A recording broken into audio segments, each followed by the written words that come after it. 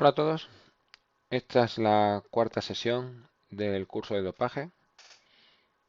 Hasta ahora lo que hemos visto ha sido la historia del dopaje, generalidades, un poco de legislación, qué agencias están implicadas.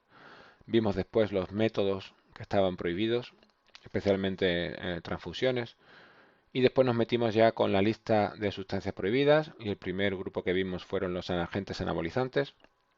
Y seguidamente lo que vimos en la sesión anterior fue el dopaje hematológico. Y sobre todo un poco lo que es el pasaporte biológico, para qué vale y la base de datos Adams. Bueno, vamos a seguir con el grupo 2 de hormonas peptídicas, factores de crecimiento y sustancias afines. Lo que veis aquí en verde es los agentes estimulantes de la eritropoyesis, que estuvimos viendo en la otra sesión, es decir, EPO, darbepoyetina, todo eso. Y vamos a ir hoy con el resto del grupo, mucho más corto. El siguiente subapartado es la gonadotropina coriónica y la hormona luteinizante. Son hormonas que se encuentran sobre todo, se aíslan de mujeres embarazadas y están prohibidas, pero solamente para hombres, porque obviamente los hombres no producen este tipo de hormonas. Tienen unas funciones similares ambas, la hormona luteinizante y la gonadotropina coriónica, y que es estimular la producción de progesterona. Y también, y de ahí su uso en el doping, estimula la producción de testosterona. ¿Por qué de testosterona? Si estoy diciendo que son hormonas femeninas. Porque la hormona luteinizante, si os acordáis, que lo comenté, es análoga a la hormona estimulante de las células intersticiales, que es la hormona que estimula la producción de testosterona en las células de Leydig, en los testículos. Así que de ahí su uso en dopaje. ¿Para qué se usa en clínica normal? Bueno, estas hormonas se usan para tratamiento de fertilidad, ya que aumentan la producción de progesterona y además inducen la ovulación. En el caso de hipogonadismo en hombres, es decir, que no haya suficiente testosterona producida por los testículos, también se puede administrar esta hormona. Repito, que es análoga a la hormona estimulante de células intersticiales. En el dopaje, repito que solo en hombres, se utiliza más la gonadotropina coriónica humana. Esa H de ahí es de humana. Es más útil porque tiene una vida media más larga, es decir, dura más el efecto. El agente que se comercializa es la leuprorelina. Esa es la gonadotropina coriónica, leuprorelina. Y se hace, repito, por cuarta vez para aumentar la secreción de testosterona y también para mantener los niveles de testosterona cuando damos o cuando nos estamos administrando para doparnos unos esteroides anabolizantes exógenos potentes. ¿Por qué hacemos eso? ¿Por qué baja la secreción de testosterona endógena cuando tomamos esteroides anabolizantes exógenos? Pues por ejemplo danazol o estanozolol, o de algunos de los que comenté el otro día. Bueno, veis aquí otra vez este diseño vertical en el cual el hipotálamo gobernaba la hipófisis secretaba gonadotropinas, hormona folículo estimulante y hormona de las células intersticiales en el hombre, hormona estimulante de las células intersticiales que estimulaba las células de Leydig para producir testosterona. Bien, cuando uno toma esteroides anabolizantes exógenos muy potentes, el organismo se cree que está produciendo mucha testosterona. No es testosterona, son los eh, esteroides exógenos. Pero este feedback se refuerza muchísimo, ¿de acuerdo? Con lo cual, este eje vertical se apaga.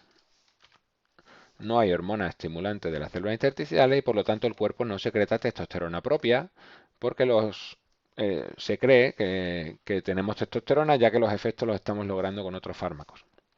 Eso es un problema, el que no haya testosterona endógena.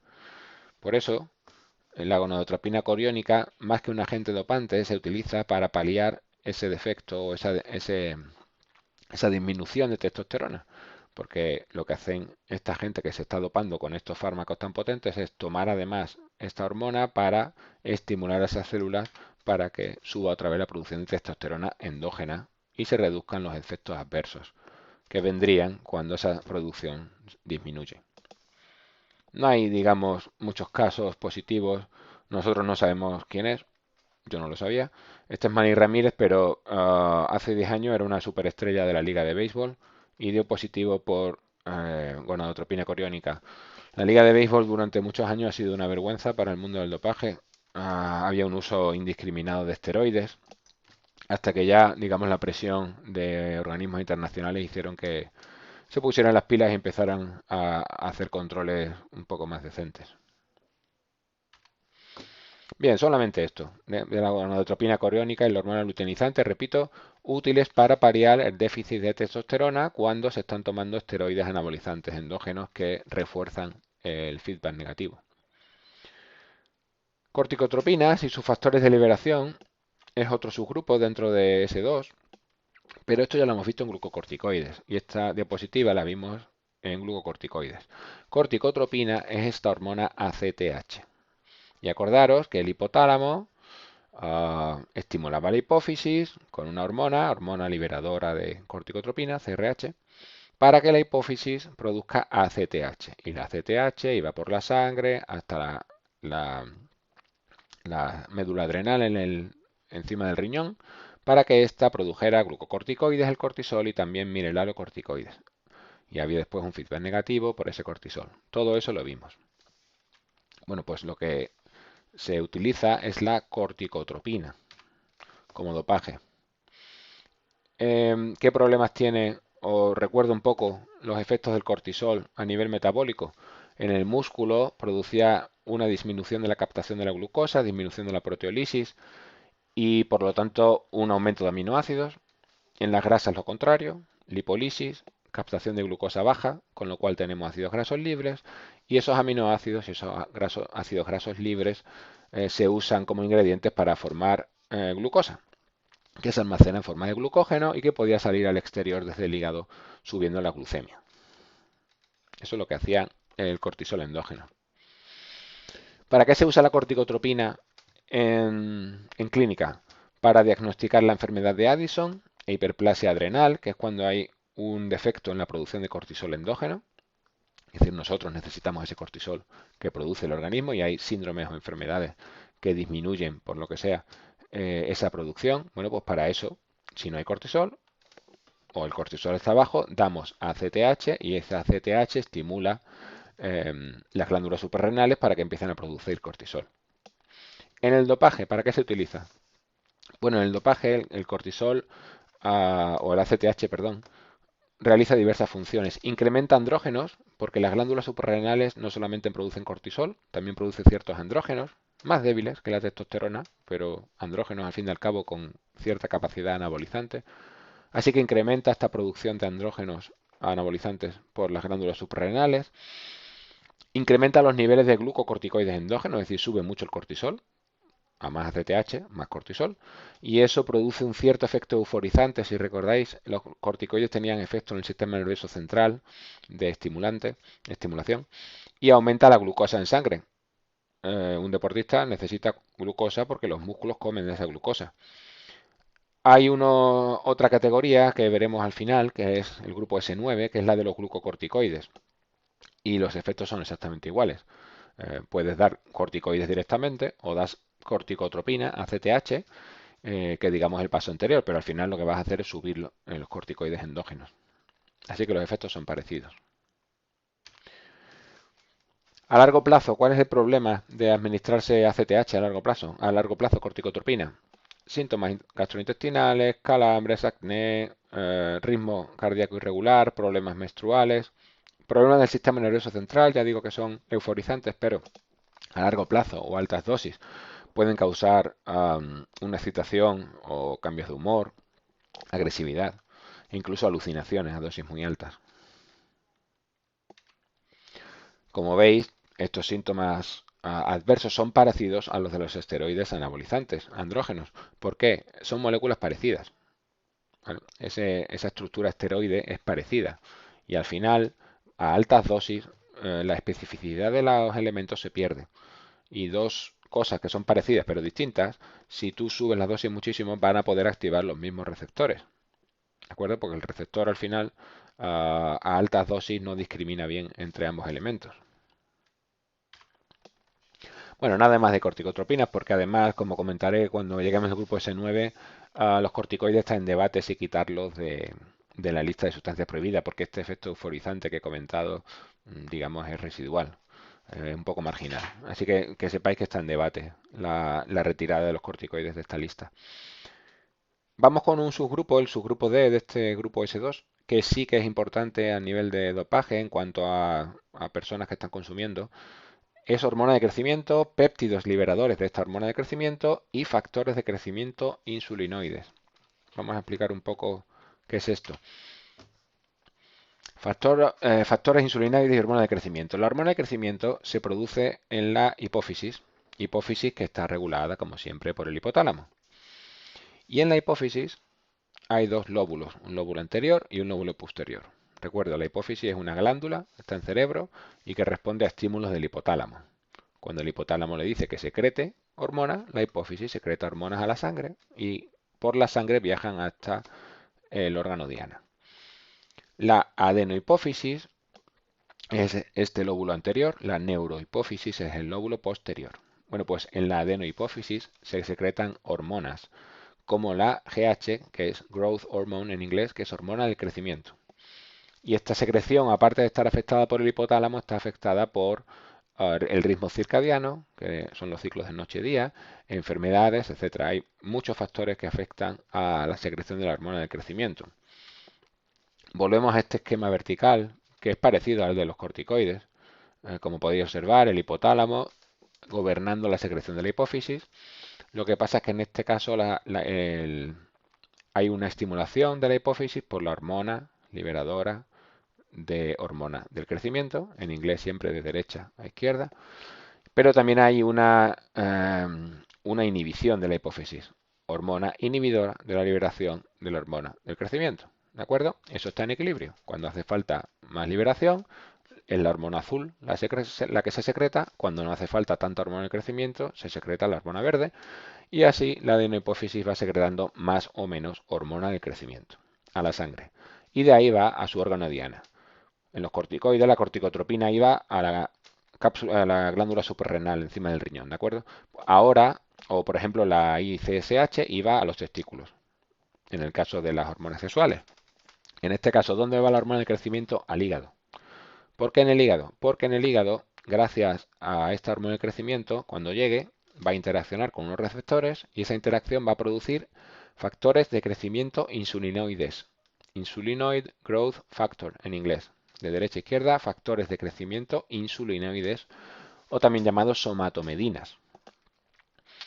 Estos factores de crecimiento insulinoides son los que hacen crecer los tejidos, no la hormona del crecimiento, sino su producto, los factores de crecimiento insulinoides.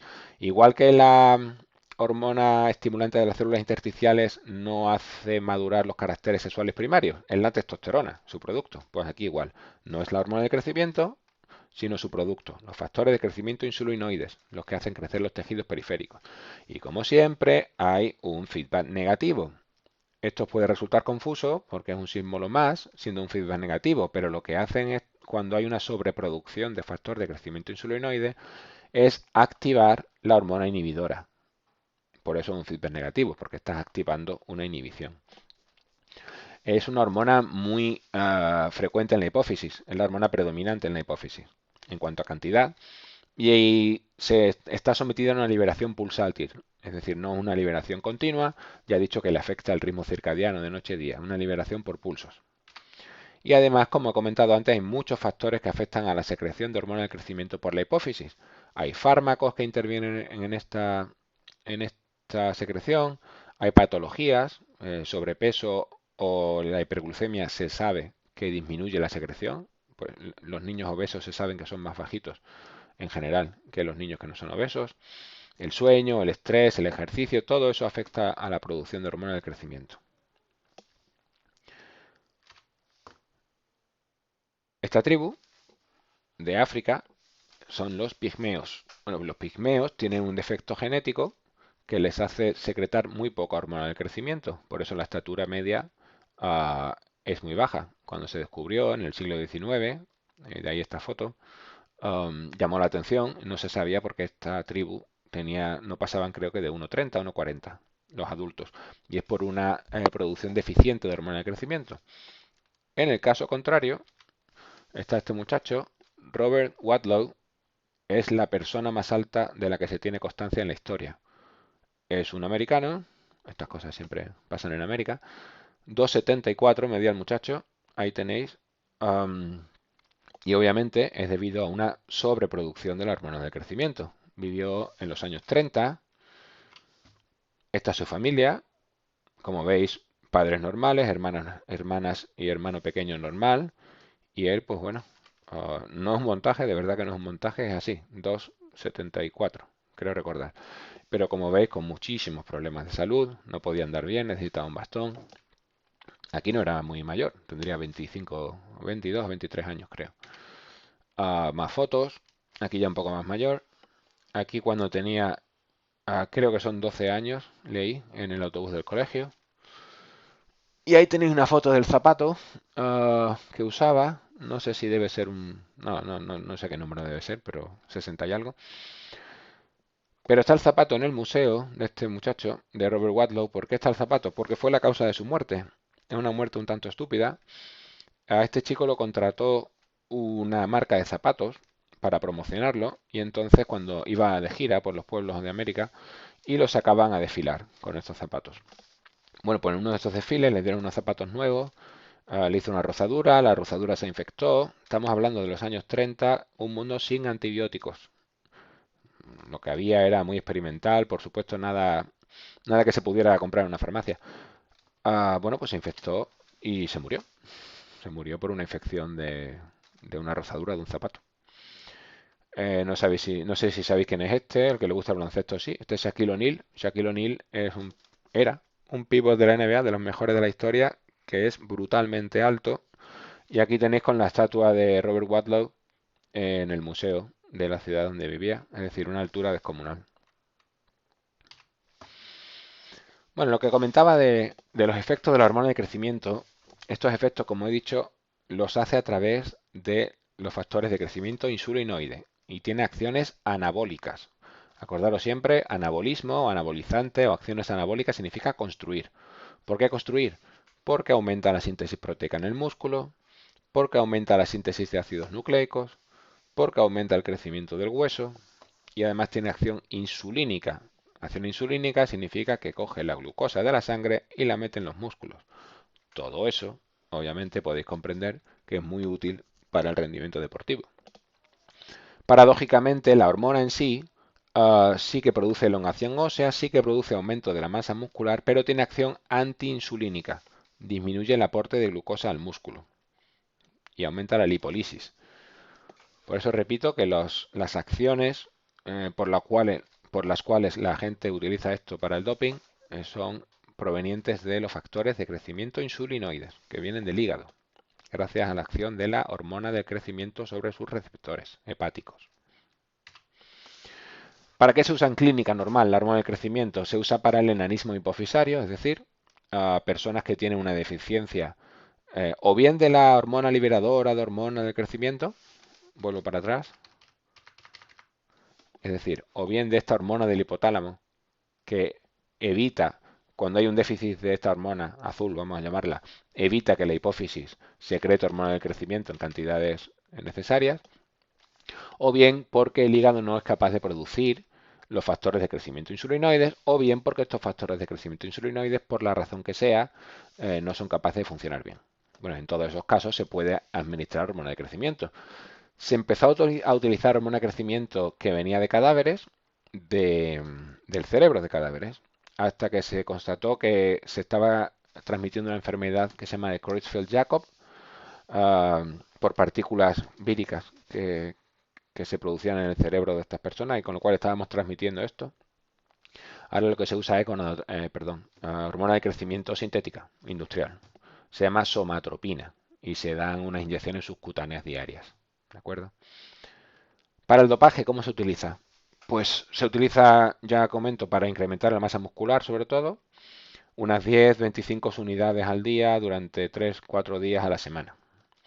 Y normalmente se administra en combinación con otros agentes dopantes que también van en la misma dirección, aumentar la masa muscular, como pueden ser los esteroides, o si estamos en deporte de resistencia, como puede ser ciclismo o atletismo, carreras de fondo, con EPO. Se utiliza más con esteroides, con hormona de crecimiento. Em, Tiene una ventana de detección de horas. Es decir, la hormona de crecimiento no la vas a poder encontrar en sangre. La agencia antidopaje no la va a poder encontrar en sangre ni en orina, porque dura horas y se elimina. Cuando vas a analizar el sospechoso ya no hay. Lo que sí puedes encontrar en sangre u orina son los productos de la hormona del crecimiento, los factores de crecimiento insulinoides. Esto es para resaltar, ya digo, que ya no se utiliza la hormona de crecimiento proveniente de cadáveres. Este señor es Leo Messi. Leo Messi ya no tanto, o ya casi nada, pero a inicios de su carrera, no sé si os acordáis, hará 7, 8, bueno, este muchacho lleva 15 años metiendo goles, pero muy al inicio de su carrera tenía una rotura fibrilar tras otra, una tras otra, y cada una era de mes y medio, 2 meses. Y bueno, hubo un momento que estaba incluso la carrera en peligro por estas roturas fibrilares. Y se le achaca, una de las razones podría ser, porque este chico fichó por el Barça gracias a que el Barça costeó un tratamiento de hormona del crecimiento, que ahora los talibanes del Real Madrid dicen que eso era dopaje y tal, eso es una chorrada. Hay muchísimos críos chicos que tienen hormona de crecimiento pautada porque tienen, llamémoslo así, enanismo hipofisario para ayudar a ese crecimiento.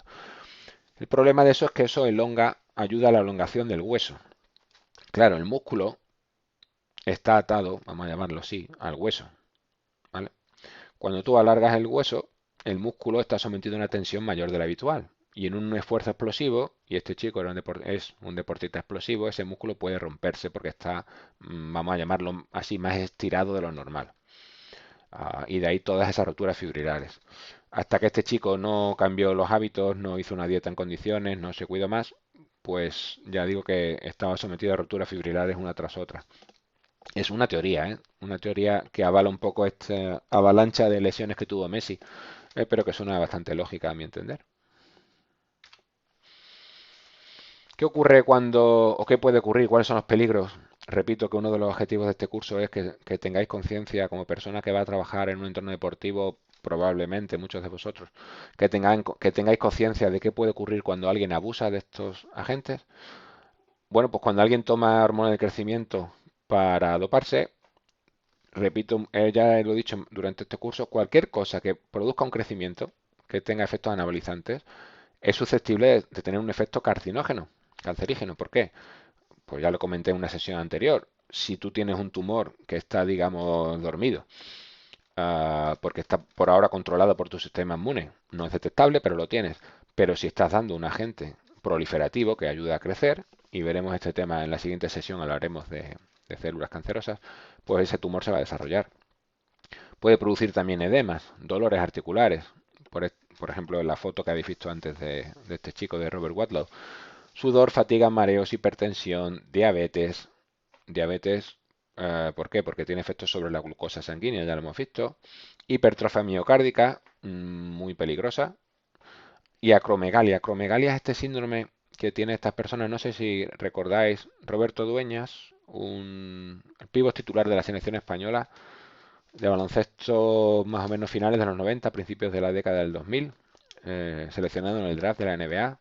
No llegó a más, pero durante unos años era un buen pívot del Barcelona, 2.20, pero se ve muy bien las características físicas de un exceso de hormona de crecimiento, en este caso no por dopaje, sino por sobreproducción. Pues una mandíbula muy cuadrada, unas manos enormes, unos pies enormes. Este es otro ejemplo, este es George Muresan, a finales de los 90 jugó en la NBA, 2.34, 2.35. Este es Michael Jordan, 1.98. En fin, una persona muy muy alta, pero veis también las características físicas que son uh, también se llama gigantismo, ¿vale? Pero es acromegalia, propias de un exceso de producción de la hormona de crecimiento. Cuidado con los suplementos, cuidado con los suplementos alimenticios, lo he dicho muchas veces. Se vende, por ejemplo, colostrum, que es calostro. Calostro es como una leche muy, muy, muy concentrada. Lo que sale, el producto que tiene la leche al principio de salir, eh, antes de licuarse del todo, digamos, hay lo que se llama el calostro, es cachileche sólida. Bueno, pues esto tiene una alta concentración de factores de crecimiento insulinoides. Y cuando se vende así, pues probablemente esté contaminado por factores de crecimiento insulinoides y va a dar positivo en un control antidopaje. ¿De acuerdo? Casos de hormona de crecimiento de positivos, pues Terry Newton, que tampoco sabemos quién es, pero Terry Newton era un jugador de rugby muy conocido en Inglaterra. Ese fue el primer positivo por hormona de crecimiento en el año 2010, hace 10 años. Un caso muy triste porque no soportó la presión, se le echó encima pues no, toda la avalancha mediática y se suicidó. Se suicidó a los pocos días, después de que diera positivo por la hormona del crecimiento. Hace muy poquito, creo que fue en noviembre, John Collins, que es una de las pivot de los Atlanta Hawks en la NBA, no dio positivo por hormona de crecimiento, pero sí por un péptido que libera hormona del crecimiento, que básicamente es parecido. GHRP2, otra vez de derecha a izquierda en inglés, Peptide Release Hormone Growth Hormone Release Peptide, ¿ok? Péptido liberador de la hormona del crecimiento. 25 partidos que básicamente son 2 meses en la NBA, con lo cual es ridículo. Las sanciones de la NBA y en general el deporte profesional americano tiene todavía muchísimo que recorrer para tener una política antidopaje, digamos, decente, mínimamente decente. Esta historia es increíble. Salió en 2017. Se trata de una familia, los Rumsas, que tienen que ver con el dopaje. El padre era finales de los 90, principios del 2000, buen ciclista en un equipo italiano. Este es Pantani, que por cierto, un escalador impresionante italiano, murió por dopaje, en este caso cocaína, adicto a la cocaína y murió por una sobredosis de cocaína. El padre, Raimundas, dio en 2003 positivo por EPO, ya vimos los efectos de la EPO. Su mujer, Edita, fue condenada, no era deportista, pero fue condenada por importación de sustancias dopantes. El hijo mayor, también es ciclista, ha dado positivo por hormona de crecimiento. 5 meses después, este es el hijo mayor, no hormona de crecimiento como tal, sino otra vez un péptido liberador de hormona del crecimiento, en este caso el 6, pero dio positivo 5 meses después de que el hermano pequeño muriera de muerte súbita y probablemente, según dicen todas las investigaciones, ligado a causas del dopaje. Un chico de 20 y pocos años. En fin, la familia Adams. Bueno, pues hasta aquí este grupo S2 de hormonas peptídicas, factores de crecimiento, sustancias afines. Y vamos a incluir en la sesión de hoy, para que queden un poco todas las sesiones equilibradas, el grupo S3, que son los agonistas beta 2. Bueno, los agonistas beta 2 o beta 2 agonistas, que lo podéis ver de las dos maneras, son fármacos que se usan en enfermedades respiratorias. ¿Por qué?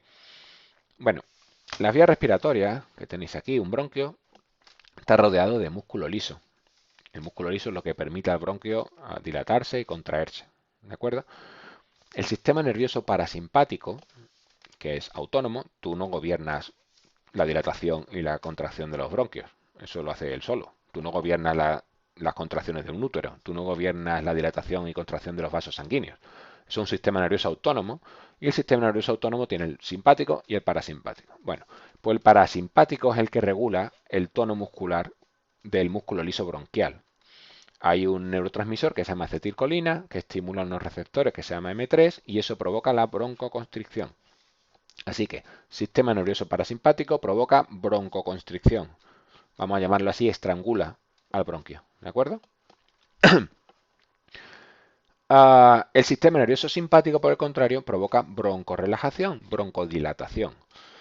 No hay unas neuronas del sistema nervioso simpático que lleguen hasta los bronquios, pero sí hay unas catecolaminas, unos neurotransmisores, como puede ser adrenalina, como puede ser noradrenalina, que van por la sangre y estimulan unos receptores beta 2 que están aquí en el bronquio y hace que se relaje ese músculo, con lo cual deja de estrangular el bronquio y el bronquio, la luz, es decir, la cantidad de aire que puede pasar por dentro del bronquio es mayor, ¿vale? Porque la luz, la tubería se hace más grande. Sigo. ¿Para qué se utiliza los agonistas beta 2? Bueno, pues se utilizan para el asma. ¿Por qué? Vamos a apagar el móvil. Se utilizan para el asma. Mirad, esto es un bronquio de un individuo asmático. el músculo está contraído, el bronquio está estrangulado. Encima hay un aumento de secreciones que taponan la luz del bronquio. Y además las paredes están inflamadas. Con lo cual podéis comprender que la cantidad de aire que puede pasar por el interior del bronquio es muy pequeña. Además, cuando pasa, tiene que ir sorteando obstáculos y de ahí ese silbido propio de cuando un asmático inspira y expira el aire. Cuando tú estimulas los receptores beta 2, eres capaz no solamente de relajar estos músculos que estaban estrangulando el bronquio, sino también de limpiar las secreciones. Y si lo acompañamos de antiinflamatorios, incluso podemos eliminar esa inflamación de las paredes. Por eso se utilizan los agonistas beta 2, especialmente en el asma. De hecho, son los broncodilatadores de primera elección en el asma, no solamente por la broncodilatación que acabo de comentar, sino porque disminuye la secreción, como he dicho, pero también incrementan la actividad ciliar. Esto es un bronquio, ¿veis estos pequeños pelos que hay aquí? Esos pelos se mueven. ¿Y para qué se mueven? Para que el moco no se quede estático. Para poder eliminarlo, van hacia arriba y lo eliminan con la expectoración, de manera que ese moco no quede ahí y pueda ser un foco de infección. En fin, son unos fármacos muy utilizados en, en el asma. Normalmente se utilizan inhalados por vía oral. Todo el mundo ha visto esta especie de pistolillas. Ventolin es el más utilizado, la marca.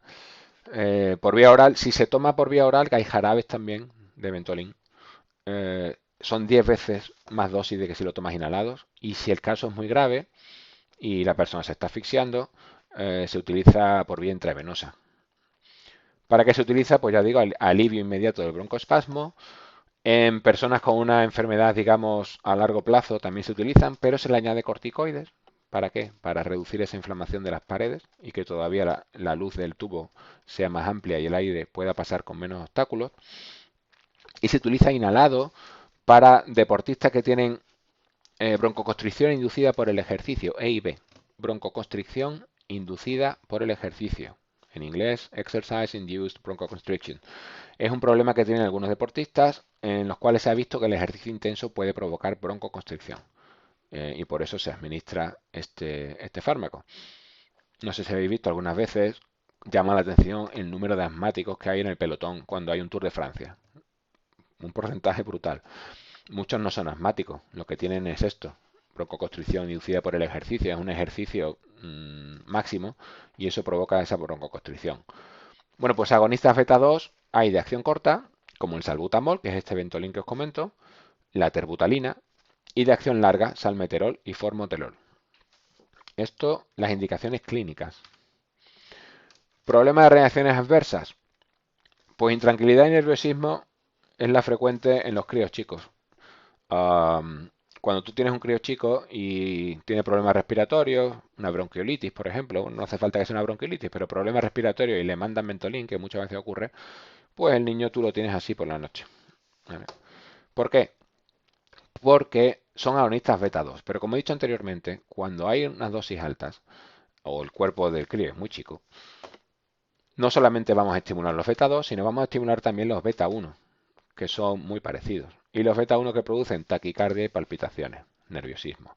Y los beta 2 además están en las extremidades y pueden producir temblores, con lo cual esto es un cuadro de intranquilidad y nerviosismo que se produce por estos fármacos. Sobre todo si la administración es subcutánea o intravenosa, es decir, cuando es inhalado, a no ser que sea un bebé, que se nota perfectamente lo nervioso que se ponen, no hay problemas en personas adultas. En deportistas, estos fármacos están prohibidos. Prohibidos excepto el salbutamol, que es el Ventolin, el formoterol y el salmeterol, pero solo por inhalación. Está prohibido por vía oral, está prohibido por vía subcutánea, está prohibido por vía intravenosa. Y solamente a dosis recomendadas.